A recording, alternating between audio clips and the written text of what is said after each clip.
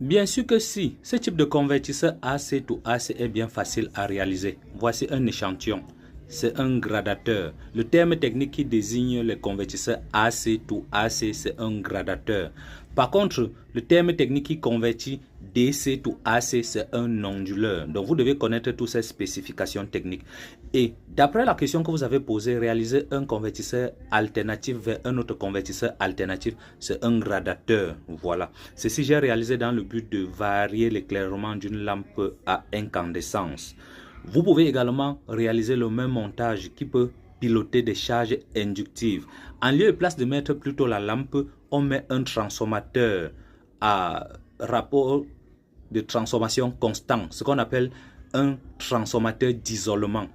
Et là, ça va vous permettre de varier la tension de sortie de 0 jusqu'à la tension max. Si c'est un transformateur d'isolement 220 volts, vous allez faire par le biais d'un gradateur. Ce genre de montage, c'est facile à réaliser. Nous pouvons faire ces petits montages juste dans des buts pédagogiques. S'il doit falloir faire ça dans des buts industriels et très professionnels, on doit accompagner le montage d'un contrôle de tension, d'un contrôle de fréquence. Quoi qu'il en soit, si c'est pour alimenter des faibles charges, vous pouvez réaliser un gradateur, par exemple comme ceci. Vous voyez là l'entrée du secteur, vous voyez là la sortie. Donc nous pouvons brancher un transformateur d'isolement et à partir du potentiomètre, nous allons varier la tension de sortie. Donc si vous connectez par exemple ça sur une lampe à incandescence de 100 watts, 500 watts, vous allez pouvoir varier l'éclairement de cette lampe.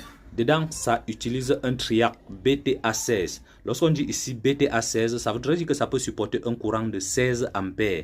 Et si vous voulez tirer un courant beaucoup plus élevé, vous pouvez prendre les BTA32 ou les BTA41. Ce sont des triacs que vous pouvez avoir partout sur le marché. Ceci est fait pour contrôler des charges actives. S'il doit falloir contrôler les charges inductives telles qu'un transformateur, un ventilateur, un moteur, un frigo, un réfrigérateur, il doit falloir apporter des petites modifications sur ce montage, à savoir ajouter des inductances choc sur le montage. Donc d'après votre question, c'est facile à réaliser. Mettez-vous juste à l'œuvre, essayez, commencez d'abord par simuler. Vous allez voir à partir de la simulation si ça va fonctionner. Et pour terminer, vous allez réaliser un printed circuit board. Observez très bien sur ce printed circuit board, vous allez voir le Pro Eric quelque part marqué là-dessus. Ça c'est une carte que j'ai réalisée il y a de cela 5 ans et ça marche pour des buts pédagogiques.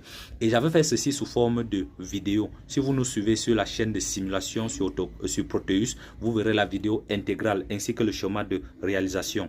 Like et abonne-toi et va